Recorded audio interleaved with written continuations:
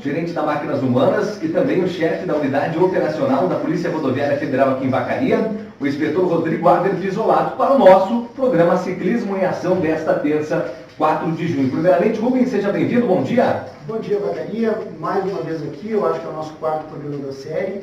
E como o alcance do programa está interessante, eu quero mandar um abração aqui para o meu amigo Robert Guerra, lá de Caxias do Sul, da agência de publicidade da Exum. A galera lá está antenada e assistindo o programa online, etc.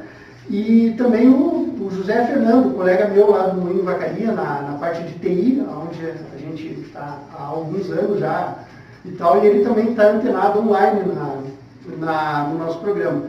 E agradecer mais uma vez a audiência dos ouvintes da Rádio Lux, assim, tá muito legal. E valeu, Vacaria, obrigado. De novo, esse programa vai estar sendo gravado e colocado no YouTube, considerando a importância dele para o ciclismo. Bom dia, então, ao Rodrigo Aver Pisolato, inspetor-chefe da unidade operacional da PRF. Seja bem-vindo, bom dia. Bom dia, Luan, bom dia, Rubens. Prazer estar com vocês hoje aqui. A todos os ouvintes aí, um bom dia, excelente semana. Bom, Rubens, antes de a gente entrar no assunto principal sobre ciclismo, que também está relacionado, falar um pouquinho da etapa do Campeonato Citadino de Ciclismo que ocorreu no último domingo aqui em Vacaria. Cara, assim, lógico, né, você já sabe que eu sou roda presa, né, então, ou seja, eu fui o último lugar absoluto em todas as categorias, eu fui de mountain bike, fiquei em último, já na speed também eu fiquei em último. Recebeu a medalha de último lugar? Não, eu sou o fecha-porteira, se eu tivesse uma medalha seria extrema cautela na retaguarda. Mas, assim, a Prefeitura Municipal, como sempre, muito organizada, ela fechou a rua, o local ficou muito bem sinalizado. O tempo ajudou também, né? Ajudou pra caramba, nossa, teve uma manhã de domingo incrível.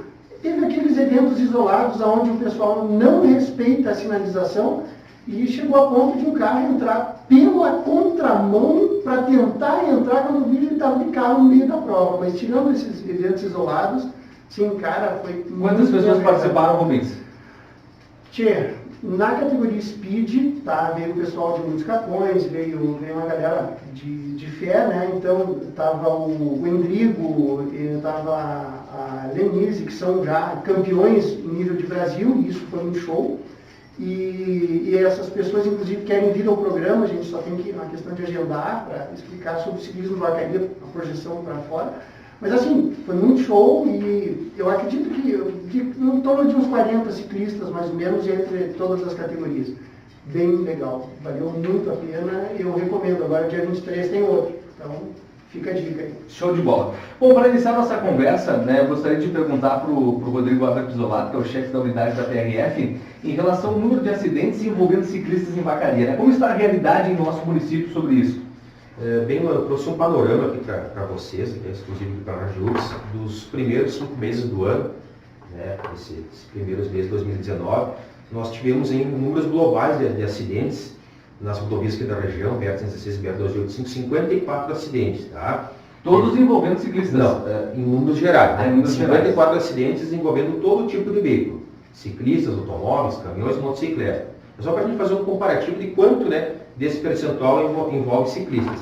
Tá? Desses acidentes, né, 70 pessoas feridas, 2 mortes no local do acidente, né, 26 desses 54 correram no perímetro urbano. Né? Então nós tivemos já uma redução na faixa de 20% em relação ao mesmo período do ano passado. Então, desses 54, Rubens e Luan, apenas 3 envolveram ciclistas, acidentes registrados pela PRF. Eu digo apenas 3 com uma ressalva. Os 3 foram acidentes graves. 2 geraram morte e 1 gerou lesões. Né? Então, um número relativamente pequeno de acidentes, né?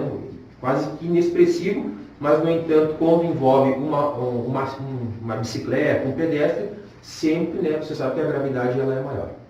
E, tipo assim, eu não sei se você tem esse número, mas é uma coisa até que eu gostaria de ver, porque a gente tem informações de fora, de Vacaria, etc., né, e eu vejo, assim, que nem na região de Florianópolis, o acidente fatal que teve, né, foi famoso, né, então, neste período, né, foi um acidente fatal, que foi aquele campeão lá de ciclismo e tal, e que o caminhão literalmente passou por cima do cara, mas, lógico, Isso tudo está dentro da gestão da coisa.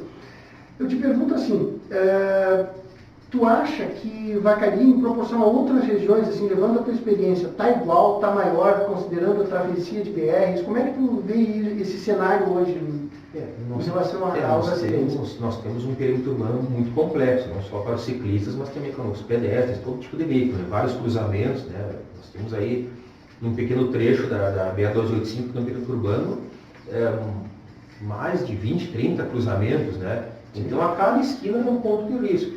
Então, a gente observa muito ciclista trafegando pela contramão, né? Isso nós não vamos pode, abordar, né? claro que não pode. Dificulta a visualização para o motorista, né? O motorista vai prestar atenção sempre no fluxo que ele está seguindo, né? Então, fazer uma conversão à direita ou à esquerda, vindo um veículo na contramão, né? Às vezes tem aquele famoso ponto, um veículo não, um ciclista, né? Tem aquele famoso ponto cego do veículo que acaba encobrindo a visibilidade do ciclista. Então, sempre, né, a gente recomenda, né, e o que o ciclista deveria adotar, né, no seu dia a dia, sempre trafegar pelo sentido do fluxo, sempre a mais à direita possível, sempre no acostamento, quando houver, a gente sabe que nem sempre é possível, né? Tem veículos estacionados, tem acostamento com desnível. Então, o nosso perímetro urbano é bastante complexo. Então, respondendo a sua pergunta, eu até acredito que o número aqui é bastante reduzido ainda, né? Talvez as condições climáticas não favoreçam o maior número de ciclistas, inclusive para utilizando a bicicleta no dia a dia, para se locomover ao trabalho, né? E também pela falta de uma infraestrutura mais adequada, né? Umas ciclovias, né?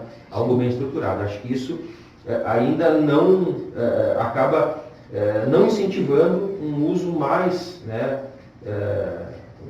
Mais adequado das bicicletas. Legal.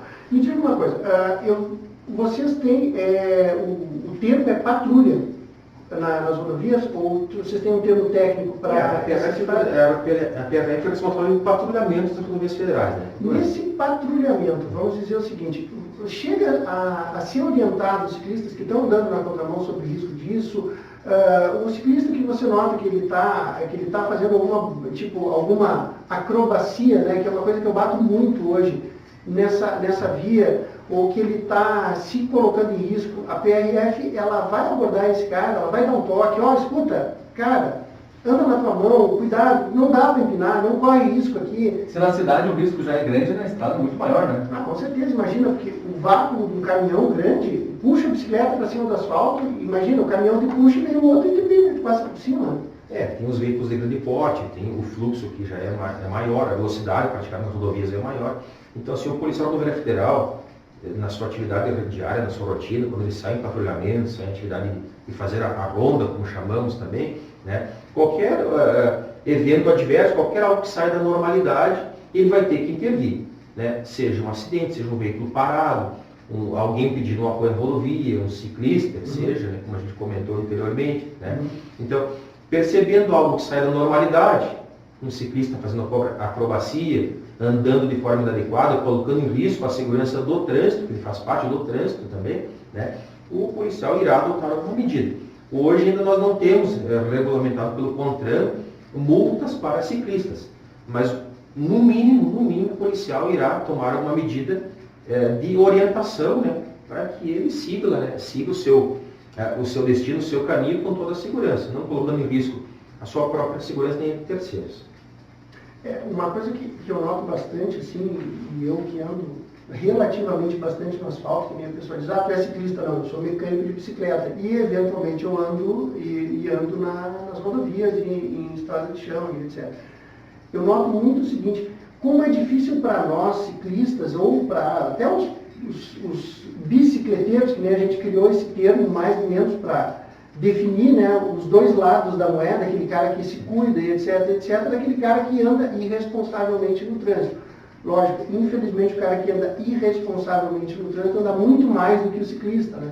Esse cara às vezes anda 10, 12 km por dia, enquanto que o ciclista talvez... Anda só no final de semana? Exato. Então a gente nota como é difícil para o ciclista que está andando na sua mão, quando vem uma outra bicicleta no contrafluxo, naquele acostamento que teoricamente é o acostamento da mão correta, né? Tanto que esse final de semana minha esposa ela passou por um evento né, onde, de quase colisão exatamente por causa disso. O cara vinha alcoolizado na contramão, fazendo alegorias com a sua bicicleta e, por detalhe, não houve um acidente mais grave e tal, né? Então, esse tipo de coisa a gente nota que realmente continua e que o ciclista ele não tem a capacidade de entender que ele é um veículo, né? E aí, dentro, né, puxando novamente o gancho, eu te pergunto o seguinte: a gente tem os ciclomotores, né? Eu acho que é uma dor de cabeça para nós mecânicos, para a Guarda Municipal também, que me parece que não tem uma legislação específica. O que tu diz do ciclomotor? Ele pode, não pode? Com capacete pode? Ah, os 49 cilindradas, dá para andar abaixo de 49 cilindradas? É ciclomotor? Tem que ter a permissão do Detran para dirigir ou não? Vamos tentar esclarecer, né? Então, o primeiro que todo tipo de veículo, seja autopropelido ou não, né, com motor ou não, ele é um veículo. Então, ele está inserido no Código de Trânsito Brasileiro, certo? Ele é no caso da bicicleta, ele de propulsão humana, outros são de propulsão elétrica ou a motor a combustão, mas todos são veículos. Todos devem respeitar as normas de circulação e conduta. E para cada tipo de veículo tem uma regra básica. O que está ocorrendo, né? A legislação mais recente que nós temos, tá, é de 2013. Tá? Então, em 2009, o CONTRAN expediu uma resolução que equiparava, né, os ciclomotores aos ciclos elétricos, todo tipo de veículo, né, que tivesse algum tipo de motor, seja elétrico ou a combustão, ele se equiparava a ciclomotor. Isso em 2009. E em 2013, que é o que nós temos de mais atual, e ainda assim, né, já com a dinâmica das novas políticas, né, de preservação do meio ambiente, de avanços tecnológicos, né, então já houve um certo avanço, né, e essa resolução do CONTRAN de 2013, ela criou uma exceção à regra. Antes tudo era ciclomotor, tudo se equiparava a ciclomotor. E a partir de 2013 não. Então os ciclos elétricos, né, que desenvolvem velocidades até 25 km por hora, tá, e não dispõem de acelerador, né, um dispositivo que é capaz de variar a velocidade, e aí ele fica então equiparado a uma bicicleta. Tá? Então ele pode trafegar em ciclovias, em ciclofaixas, ele não precisa ter autorização para conduzir ciclomotor, né? Ele não precisa estar licenciado. Bicicleta elétrica. Bicicleta elétrica. Tá? Ou suas variações, patinete elétrico, skate elétrico exatamente, e aí vamos. E então os ciclos elétricos, né, os dispositivos com motor elétrico, então eles não se equiparam mais aos ciclomotores, desde que tenha essas premissas que eu falei, a velocidade máxima de 25 por hora, não dispor de acelerador, né? Outros requisitos aqui que a gente pode até se estender um pouco mais. Capacete, é necessário? Capacete sim, daí capacete para ciclista, né? No caso, o ciclo elétrico, então, para trafegar em via pública tem que ter capacete para ciclista, né? E os ciclomotores, né, aí se equiparam mais a uma motocicleta, né? Que são o que a gente chama popularmente de cinquentinha, né? Sim. Então, os ciclomotores aí sim, a habilitação no mínimo A ou aquela autorização para conduzir ciclomotor, veículo licenciado, capacete, equipamentos, tudo similar a uma motocicleta. Tá. Tu tem algum conhecimento sobre o processo para fazer essa digamos, licenciamento, nem que seja mais simplificado, que nem alguns falam, né? O licenciamento simplificado seria alguma coisa tipo levar a nota fiscal e carimbar no Detran, alguma coisa assim? Tu tem alguma informação a respeito disso? O CONTRAN, também, Conselho Nacional de Trânsito, ele expediu uma resolução também, em 2015, né, que falava sobre o licenciamento dos ciclomotores. Né? Então ali tem os requisitos legais, né? Então você vai ter que apresentar nota fiscal, que consta a potência, o número do motor, o número de chassi, né? Se o veículo é importado, documento de importação. Tá? Depois essa resolução ela teve uma alteração em 2016 também. Então essas resoluções do CONTRAN, né, que é facilmente o nosso ouvinte da Radiux pode acessar o site do Denatran, no link resoluções, fazer uma pesquisa ali por ciclomotor, né, ciclo elétrico, vai ali ter os requisitos para licenciamento, né, equipamentos obrigatórios, então toda essas especificidades que não dá tempo da gente falar estão ali no site do Denatran. Deixa eu te perguntar uma coisa. Eu vi que o teu conhecimento técnico é legal e eu acho que isso é importante para os nossos ouvintes. Tu falou uma coisa que é interessante, capacete de bicicleta. O capacete de bicicleta ele é diferente do capacete do motoqueiro, certo? Exato. Mais leve também, né? Bem mais leve. O motoqueiro pode usar um capacete de bicicleta, mesmo que seja aqueles de Pro X, que eles dizem que é aquele super resistente? Não, para a motocicleta, e também esse equivale ao ciclomotor, né, tem que ser um capacete com a especificação própria. Né? Para motociclismo, então esse capacete tem que ter selo de Inmetro, tem que ter uma série de requisitos técnicos específicos para a motocicleta. Então, a motocicleta não pode utilizar o capacete, por mais que seja profissional, o capacete do ciclista. Né? E isso entra o ciclomotor nessa categoria. Entra o ciclomotor nessa categoria. Tá? Isso é uma coisa interessante, porque realmente o ciclista não gosta de usar o capacete do motoqueiro, porque ele é pesado pra caramba e limita muito, né? Só que a gente vê muita gente querendo utilizar aquele capacete Pro X, que é um capacete fechado e tal, né? Que ele é tipo o coquinho, né? Nas motos. E realmente não dá. O pessoal vai lá me perguntar, dá para usar esse capacete na moto? Não dá para usar esse capacete. Você está correto. E até um detalhe quando você fala do capacete, né? Dos acidentes que eu citei antes, os 3 acidentes envolvendo ciclistas aqui em Vacaria, nenhum dos 3 estava com capacete. Detalhe importante de falar, né? Embora não seja obrigatório, né, ainda, né, o capacete para ciclista, é sempre recomendado, né, que o ciclista utilize o capacete para a sua própria segurança. Né? Às vezes um escorregão, uma queda simples aí pode causar aí uma sequela até grave por estar sem o capacete. A cabeça humana, e isso a gente já falou, né? Ela tem a consistência de uma melancia, mais ou menos do mesmo tamanho do crânio humano, ou seja, ele só é resistente na região da testa. O resto, ele quebra tão fácil quanto quebraria uma melancia. Então, quer dizer que se tu tiver um choque violento contra o asfalto, né, não precisa nem ser tão violento. O teu crânio pode esfacelar com uma batidinha a cair para o lado. Né? E a gente vê, assim, muitos ciclistas contando ali na loja exatamente isso, que eu caí e ralei toda a mão. Tipo, tu estava de luva? Não estava. Pois não via, ralava no teu caso. Né?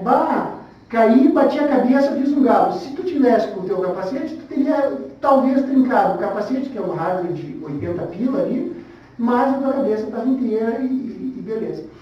Alguma história engraçada, ou o pessoal chama os ciclistas de asfalto, chamam a polícia rodoviária por estar empenhado, assim, por estar empenhado. Já aconteceu alguma coisa que tu possa dizer assim, o cara estava a 150 km de distância da base e ele teve que dar uma carona, alguma coisa assim? Histórias engraçadas até eu não recordo, mas assim, a PRF é parceira do ciclista, primeiro ponto. Até porque nós anualmente atuamos na volta ciclística de Vacaria, que é o trecho Vacaria-Bom Jesus, é uma atividade que envolve muitos policiais, a gente tem que trazer ciclistas batedores de fora, é uma prova de velocidade, também de risco, porque nós temos aí muitas travessias entre Vacaria e Bom Jesus. Então, nós sempre procuramos apoiar o ciclista, né? E quando nos deparamos com o ciclista na rodovia, né, com algum problema, alguma coisa, não é tão comum, né, mas ele vai precisar de algum tipo de apoio, e a PRF está aí para apoiar, seja no acionar algum socorro, né, um veículo de apoio, ou até mesmo, quando possível, até o próprio transporte da bicicleta, né, nas nossas viaturas, quando for possível essa possibilidade. Então, o ciclista pode contar com a PRF, mas também nós sempre gostamos de contar com a compreensão do ciclista para que ele não coloque, né, em risco a sua vida e a de terceiros. Né? Que ele entenda que ele é um veículo, que ele tem que respeitar, como eu disse antes, as normas de circulação e conduta previstas no Código de Trânsito. Então, o ciclista ele tem todo o nosso apoio, mas também ele tem as suas responsabilidades e obrigações. Bom, Pisolato, nós queremos então agradecer a sua presença aqui no nosso Ciclismo em Ação e deixar então para encerrar e o Rubens encerrar o nosso Ciclismo em Ação de hoje. Bacana, então aquele resumão, né, de novo, é aquela hora onde eu atraso um pouco o programa, né, mas então só para a gente novamente colocar a importância de andar. Então, de todos os programas, né, a gente está batendo muito em cima dessa tecla. Por favor, ciclistas e bicicleteiros ou futuros bicicleteiros que querem ser ciclistas, andem na mão correta. Sigam a norma do trânsito. Andem na sua mão. não façam alegorias em asfalto. A gente tem citado muitos casos onde esse tipo de coisa acaba eventualmente em acidente, porque a hora que o cara está empinando e etc., essa é uma hora onde ele perde um pouco da capacidade de controle da bicicleta. Por mais que o cara seja um as no guidão da bicicleta, ele vai perder um pouco dessa capacidade. E, eventualmente, ele pode colidir num carro e etc. E isso é realmente assim, o acidente acontece quando a prevenção falha, né? Eu não sei se, Pisolato, faça as suas considerações finais, aí se tem alguma dica para dar para os nossos amigos ciclistas aí. E muito obrigado pela tua presença. Eu agradeço a oportunidade, o Rubens Goa também a todos os ouvintes. É uma oportunidade ímpar a gente conseguir falar diretamente com esse público seleto, que são os ciclistas, né? Então a gente sempre gostaria que eles prezassem pela própria vida, né? Que é o que nós temos de mais importante, né? Então a legislação está aí para tentar regulamentar, normatizar a circulação e conduta no trânsito, mas nem tudo a legislação consegue acompanhar as inovações, as novas práticas, os novos tipos de veículos que estão sendo colocados no mercado. Então sempre vale o bom senso, né? O bom senso, responsabilidade e respeito ao próximo principalmente. Valeu, então. Pode ir. Tá certo, então, Rubens, até terça que vem, então. Valeu, obrigado e um abraço. Obrigado, Bacaria. Tchau. Mais uma vez, então, obrigado à presença do Rubens Viterbo, que é o gerente da Máquinas Humanas, e também a presença do chefe da unidade operacional da PRF aqui em Vacaria, o inspetor Rodrigo Arnes Pisolato.